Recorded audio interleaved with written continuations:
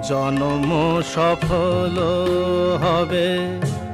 বধুয়ার ঘরে আজ শরমের আড়ালেতে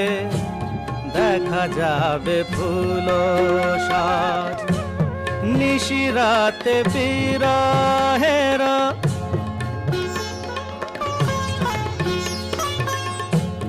নিশিরাতে বিরহের বাঁশিও রেখে বাজায় ভালোবেসে কেন বধূ আজ শুধু কেঁদে যা সেধে সেধে কেন তুমি মরণ নিলে কত কি রয়েছে লেখা কাজলে কাজলে